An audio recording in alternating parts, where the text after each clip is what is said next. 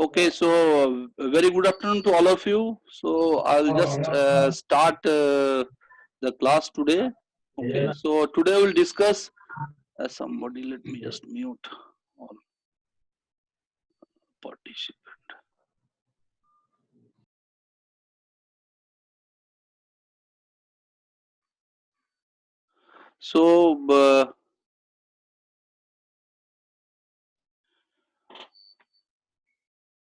So we'll discuss the type curve today. So what are actually type curves?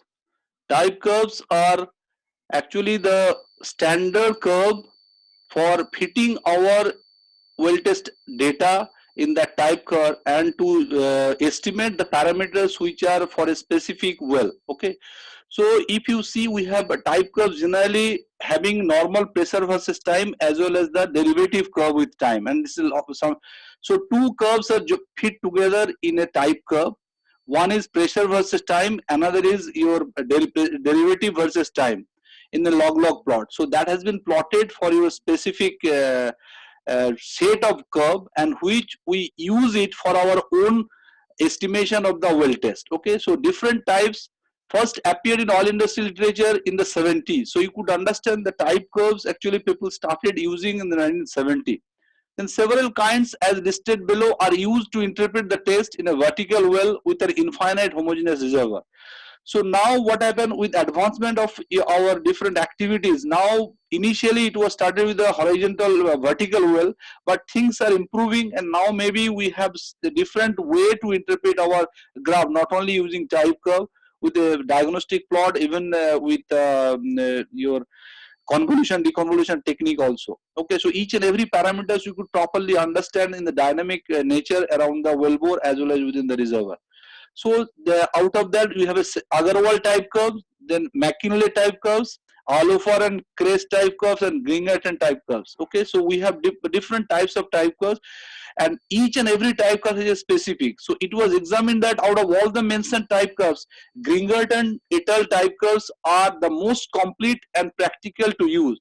They are also the most widely used in the oil industry. So if you just will see how a type curve look like. So I'll just go for the graph. This is actually the type curve. Okay, so this is Gringerton type curve. If you see the graph, this is actually a graph where you have a dimensionless pressure is there versus dimensionless time group. So dimensionless pressure is PD, which we have already discussed. How is the relation between PD and del P?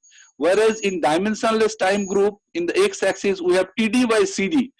Okay, so this is what is a normal pressure PD versus TD by CD. This is one, and then we have the derivative also. Okay, so if it is there, so you can just see how we try to understand the parameters in our normal type curve. Now this we have discussed. So how all type curves represent the variations in pressure versus time for a specified reservoir well configuration. So if you see pressure PD, dimensionless pressure is related to del P, time TD is related to del T, whereas Wilbur storage CD is related to C, and we have a skin in this formulation. So if you just see, we have dimensionless, the universal parameter which are represented by the dimensionless parameter, whereas field units are generally we use for our experimentation or maybe well testing data generation or acquisition, del P, del P, del T, then C, and we have the other reservoir parameters. Okay, so this is what is there by. So representation in a vertical well in an infinitely homogeneous reservoir, the dimensionless pressure variation depends on the three factors: time, wellbore storage, and skin. So if we could just, so it is PD is a function of dimensionless time, wellbore storage effect, dimensionless wellbore storage effect, and skin. So if so RW is replaced by your, we have discussed about this. So RW exponential of minus skin, then TD is represented by TD exponential 2s, whereas CD is also replaced by this formulation. So the pressure represented by an expression in the following. So this is PD, that means all the parameters. You see the top one parameter is now changed to your skin and TD and CD. Okay. So with Gringerton using the formation below. So this is our formulations. Okay. So by so what we have done. So if you see, these are the graphs which are actually PD versus TD by CD. If you see against each and every graph, we have a specific value of this parameter. Okay, that means we have the specific PD value for each and every parameters. And if you see, this is the different CD exponential 2s. The value is given here: 10 to the power 3, 10 to the power 4, 10 to the power 5, 10 to the power 6. So each and everything. Okay. So that means if we just, the pressure is represented by the abscissa versus TD by CD on a log-log graph. So this is a log-log graph. Each type of graph differs from the following one by the value of their parameter CD exponential 2s. So you see each and every graph having a specific parameter of CD exponential 2s. Okay, so these parameters are now represented here. So right from 10 to the power minus 3, if you go up, so it would be a different value. Okay, so and we have discussed earlier, when the slope is 1, we are having well within the well bore. Then when it is deviating from the well bore and 1.5 log unit is considered to be the end of the well bore storage effect, then we are getting the infinitely acting reservoir. Okay, so if you see, so here this dotted line in this type curve actually representing approximate beginning of the semi-log straight line. So if we put a derivative along with this, then it will be very much easy or clear to us. So this is, you see, well, approximate beginning of the semi-log straight line. Semi-log straight line means if we start from this each and every graph, at this point of this pressure versus TD by CD, we are actually shifting to the infinitely homogeneous acting reservoir, each and every graph. Okay, so this is what is there. And if you see, we have one line, this line which is referred to as non-damage well. Okay, non-damage well, this is, you see this value, this CD exponential 2s is considered to be here 1, this one, non-damage well, this value. Okay, so this is considered to be without skin or without activation, this line. Okay, so now above the line and below the line, above the line is damage well, so we have a positive skin above the line, and below that we have the stimulated well. It may be a fractured well, it may be an acidized or maybe acid activation well. So that means if you just see a graph and this line also giving us certain information. Okay, so so the slope, the graph. So that means once we study and well test and try to plot it in this graph along with our normal field parameters, then by just observing the graph positions either above the non-damage well or below the non-damage well, we could easily understand the well, what is the well bore storage effect or what is the skin in this particular well. Okay, so this is what is happening. Okay, so now the upper curve in the set corresponding to high values. Considering the realistic range of well bore storage figures, these high values are obtained with high skin. Okay, I discussed. So you can understand when we have the non-damage well, so line will follow of this line, and when we have the above side of our non-damage well, it is considered to be high skin, or if it is below, then it's considered to be a stimulated well. Stimulated well means the near well bore is activated or stimulated, or it having a fractured. Okay, so this is what is part. So during the period dominant by well bore storage effect, the dimensionless pressure is equal to PD TD by CD. So that means slope 1. We discussed this part when we are drawing out from the well bore is considered to be a tank, and we are cleaning the well without any support from anywhere. So whatever the compressibility value fluid having, generally it is supported the only Q. That's why the slope is considered to be 1. Okay, so that's why when it is the slope is more or less 1, that is considered to be very much the effect is within the well bore. And we discussed 1.5 log unit after the deviation of the straight line of we having slope 1 is considered to be the end of the well bore storage effect. So what we discussed, so initially the compressible zone, what we discussed, the compressible zone, initially within the well bore, but as the time is going, so the compressible zone is moving from the strictly well bore to the well bore plus skin, both combination,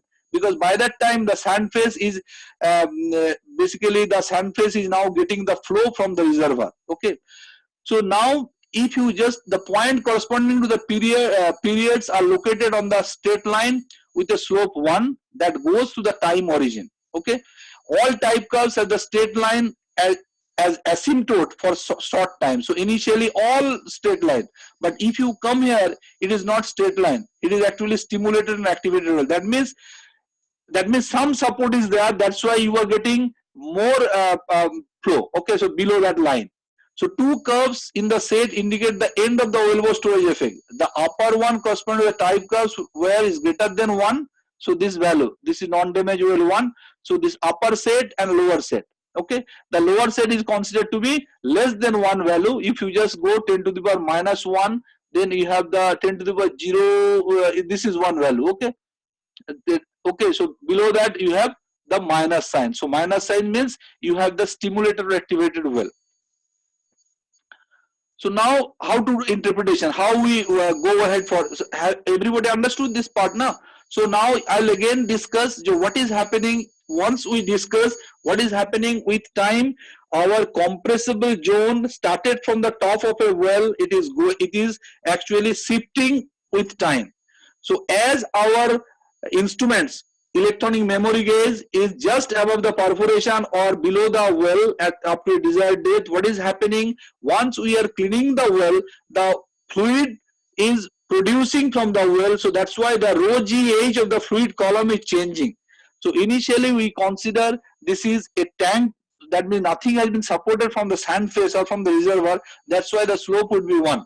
And once it is deviating from a slope 1, we generally consider now it's a combination of well bore storage as well as the skin. That means the compressible zone is now from the well bore to the skin. It is now moving towards the skin.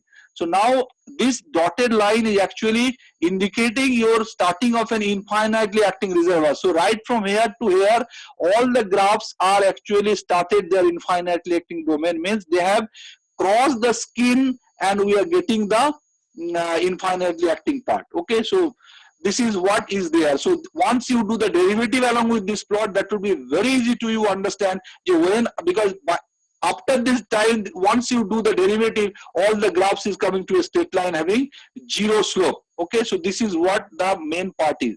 So we now will discuss about, okay.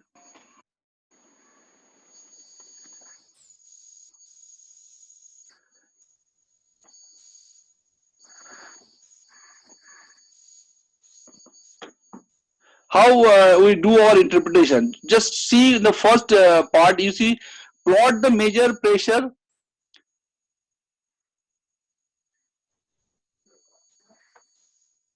plot the major pressure drop on tracing paper lying on the type curve using the log scale of type curve. So what you know this is type curve. So what in our paper we try to match the del P value and del P and this value. Okay, your TC by del T by C. These parameters we will plot in our tracing paper, or you can see in the log, you can do in your computer also using Excel. So using the log scale of the type curve. So this is the first you need to do for your own test data.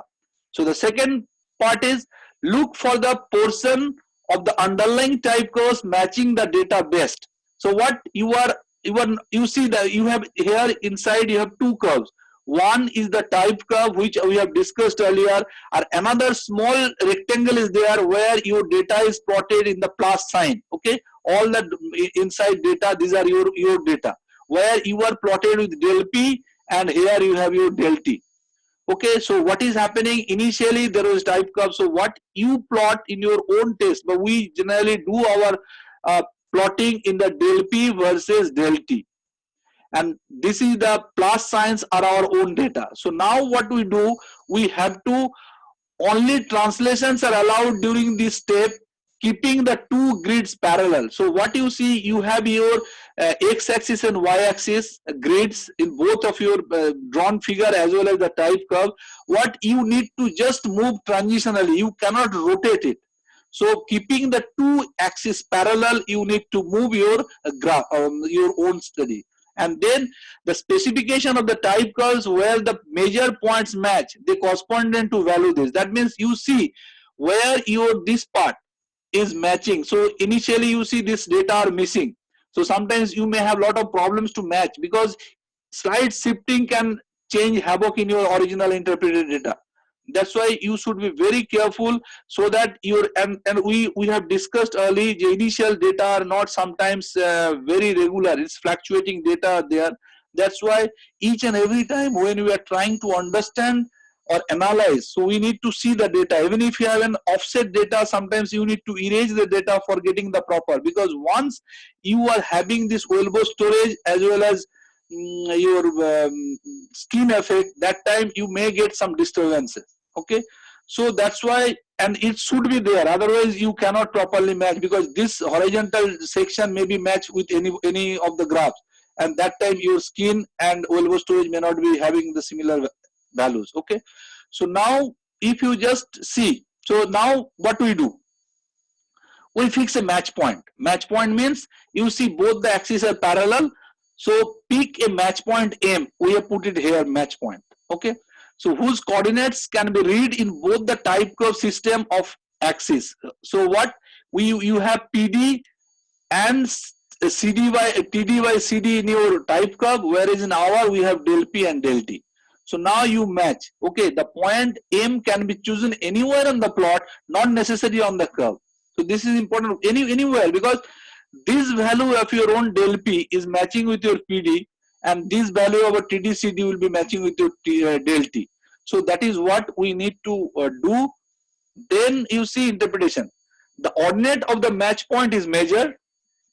So in the type curve system you have PD, and in the field data system you have the del P. So now we know the relationship between PD and del P. So once we plot PD this, so you know this value, you know this value. So the proportionality factor between PD and del P can be used to determine the reservoir K.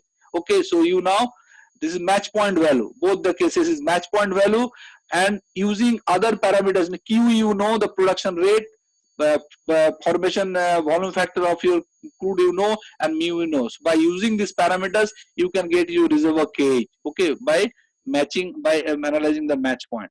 Then the second part, in the same way, the abscesses of the match point M is measured in the type curve system. Okay, so now TD by CD, this is the relations we knew. So as KH is already determined from the early, so you put the KH value, you know the TD from your plotted axis, TD CD also from your type curve.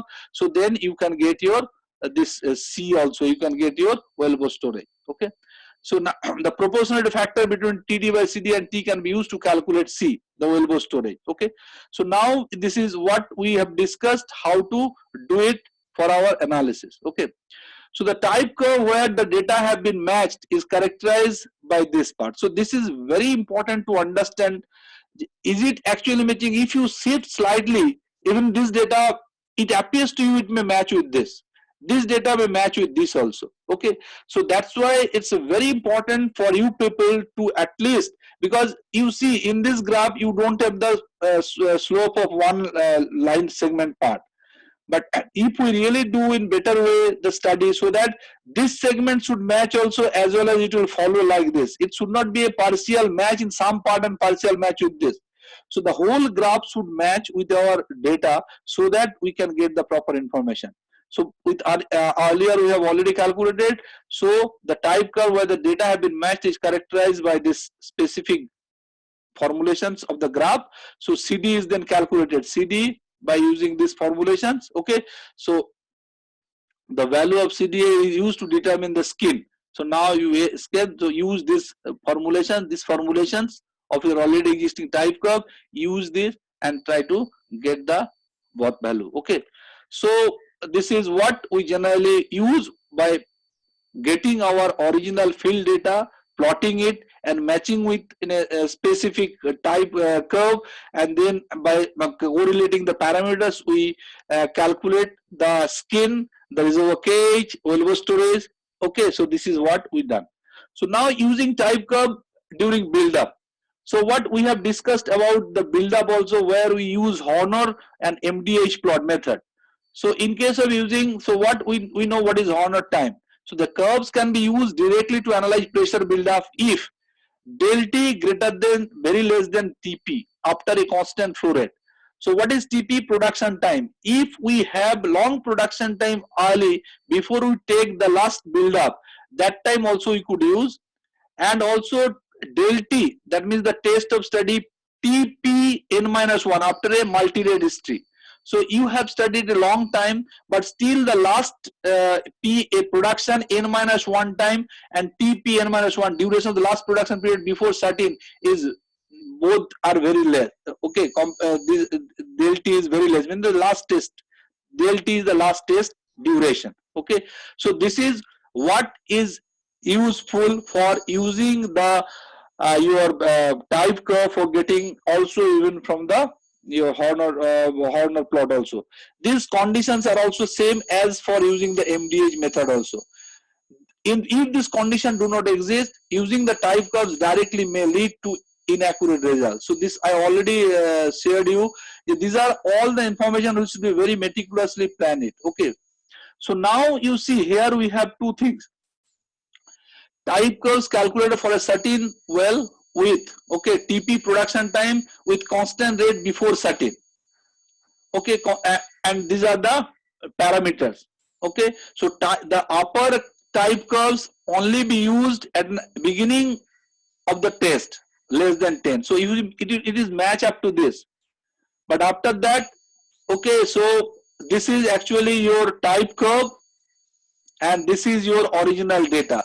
So initially it is matching, but after that is not matching. So why it is matching? Because we know if the well has been the production time with constant rate before certain. So this is the last certain and the production time has been long. If it is very long, you see this CD, this in this case, when you have a this part is your this part is 133. So 133 means up to this. Okay, so maybe this is 100. So this part, and if CD is your this. Okay, so that means initial part, this is a type curve. So initial part it may match, but after some time it may not match, because you see when you take a lot of production from the reservoir, sometimes if you give an infinite time also, that cannot be match with your original type curve. So that is how the effect of short production time can be seen in a flattening out of the type curve.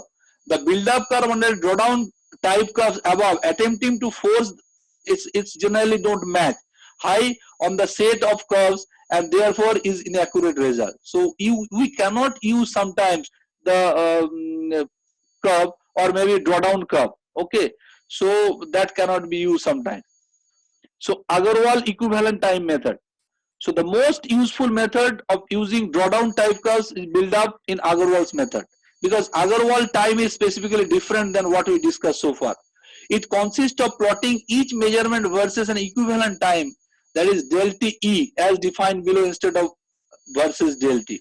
So what in our case we use del T for plotting our data to match with the type curve, but in Agarwal type curve they have used a specific equivalent time which is del T 1 plus del T by TP. So consider everything, but the parameters has been designed some differently. So the equivalent time is very close to del T for del T values that are small compared to production time. So this parameter is actually helping us to define the del T when del T values are very small compared to the total production time which we have discussed. Okay. So the equivalent time can be much smaller than del T when del T becomes large compared to TP. What is this sort of situation? Let's say we have tested for 15 days, okay, TP, del T, but TP means just before that we may have few production or maybe few time of production. That's why that also this measured points are concentrated on a very limited portion of the type curve and matching losses reliability. Okay, so that means depending on our time of production before the last test done, then your duration of the last test, as well as what type of type curve we are going to use for generating or estimating our data, that are very important. So it's nothing but you need to know which are the best suitable for our this specific situation. Okay, so now here the same thing. Okay, the build up measured points plotted versus delta T equivalent time. So okay, so this is our equivalent time in the plot located on a drawdown curve, and flattening effect of build up disappears. Okay, so this beginning of the semilog, here is the semilog line. Okay, semilog straight line means you can understand it is a infinitely acting domain. So skin is been living up from this point.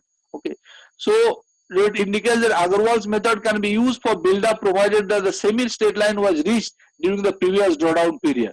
Okay, that means previous drawdown period means we wanted to get semilog means supply. Okay, so initially when we are doing the drawdown, when it reaches the semilog period straight line, then after that if we conduct the test or build up, then we can use the Agarwal's method for getting the proper estimation or proper information right. Okay, so advantage and limitation of type curves well models. Okay, so this is very important for us because we will be discussing afterwards well model. So OL model means in each and every type curve we have a specific type. Okay, so type curves have the interpreted to make a diagnosis about the type of reservoir and understand the flow regime. So you see, in general case, what we discuss in the type curve, generally we have the wellbore storage skin, and then we consider it is a semi-log straight line, or you can a straight line, that means infinite domain. So that is the major type curve we have discussed so far. But let's say if you don't have this situation, maybe you have an some well which may not follow the initial one slope one fracture reservoir, fracture well. Okay, so that's then after that you are not getting an infinitely acting reservoir type of behavior. You may have very nearby fault, you may have an intersecting fault, you may have a channel flow.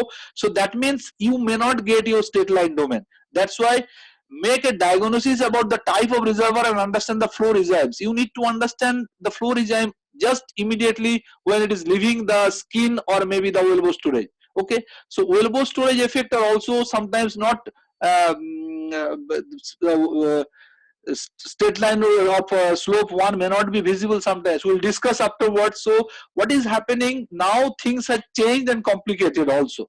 So we try to put our all knowledge, because what we are trying to understand flow regime and then try to match. Okay, so use conventional method by determining the sequence of flow regime. So you can understand now what are the different method or complications.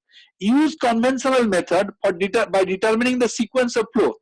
That means we have discussed when it is reaching up to the infinite domain, we have not following any specific pattern. Because you see, we discussed about the wellbore storage effect, then we discussed the skin effect, then we discussing the infinite acting domain.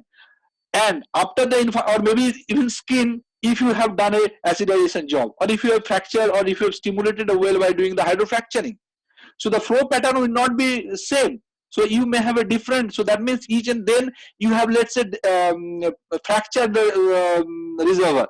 So that time you have the flow which is fracture flow, then your matrix will support. So maybe depending on the length of the fracture and type of fracture, width of fracture, you may get the flow pattern differently. It may be initially maybe elliptical or maybe bilinear, then it will be elliptical, then maybe after a long time it would be a circular or spherical flow.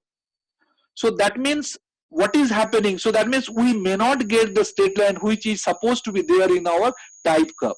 So this is what is important, and for that now what, if you understand the conventional way of doing the analysis, then you could understand the present way of doing the things, or understanding the particularly the diagnostic flow of each and every domain, and then you can match what is the physical nature of the flow during that time. Okay, so the type curve representation has two important limitations in an infinite homogeneous reservoir. The wellbore storage effect is represented by a constant value. Okay, so that is the problem, because what we consider all the type curve are having the one slope, but we will see afterwards, after a few classes, maybe in diagnostic block, that sometimes it is not one slope. It may be more than one, or maybe it is going above the one line, or maybe sometimes below. That means it may follow a straight line of slope one, but it may not passing to the origin.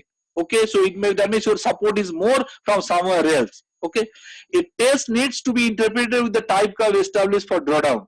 So it is not there. So only for the build up we have all the, okay, so that means you need to change your interpretation pattern when you are doing a drawdown. The second limitation can be eliminated if the interpreter uses a well model instead of the set of type curves. So now what is well model? We'll come to that. Well model means a well model is an analytic program used to generate type curves taking the flow rate history into account.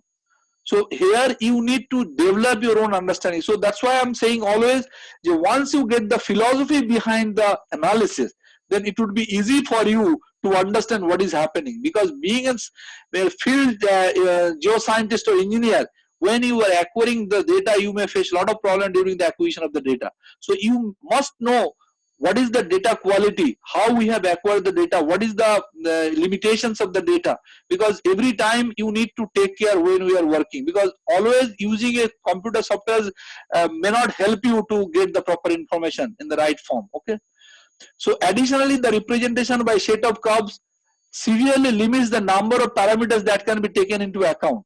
Okay, so that means because we are having a limited set of data, limited set of curve, because your situation may not be following the situation which is represented in the type curve. So that's why when we are trying to see, or when we are trying to plot, we should be very careful what is the situation actually existing for our own case. So it was possible to establish a set of type curves to interpret a test for an infinitely homogeneous reservoir, since only three parameters govern the pressure variations: wellbore storage, permeability, and skin. So what we are, you see, as only three parameters. So wellbore storage, we discussed wellbore storage, you got the concept of why it is slope 1. If it is not following slope 1, what is the meaning of that? And if it is not following the origin with the slope 1 up to a certain, what is the meaning of that? And we will see afterwards with our diagnostic plot what are the different problems. Then skin. Skin, you see, you may have a zero skin, you may have a positive skin, you may have a negative skin. That part also, and the rest of the part is when we are analyzing the inhomogeneous or the homogeneous domain of infinitely acting reservoir, that is completely dominated by the permeability of your reservoir. So when the reservoir well configuration is more complex, the number of parameters become too large for a type curve representation. So that's why in the type curve we have already considered the three particular important part. One is wellbore storage effect, then you have a skin, then you have the normal reservoir cage that we use for getting the parameters of the well as well as reservoir.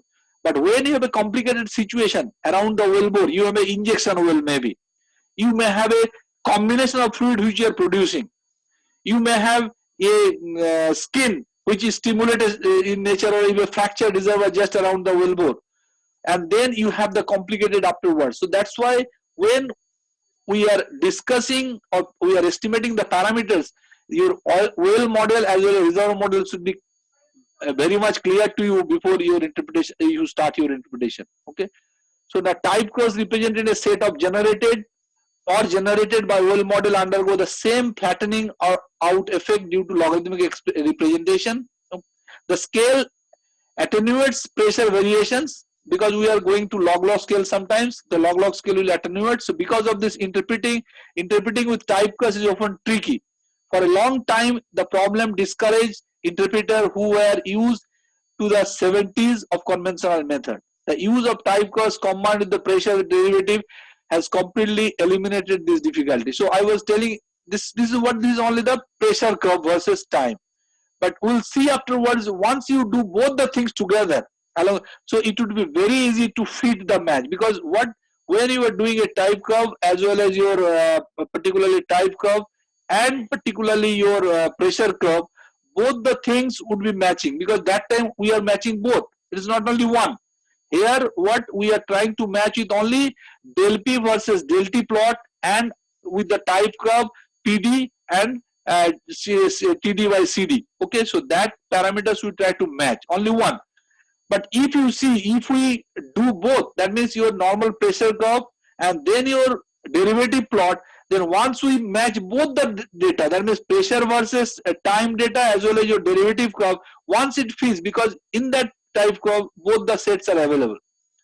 Okay, so once we fit it, it will be very easy to understand or to match what is the parameter we are having. Okay, So now more or less I have discussed whatever I thought of discussing.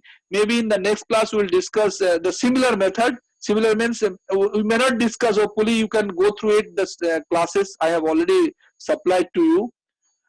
So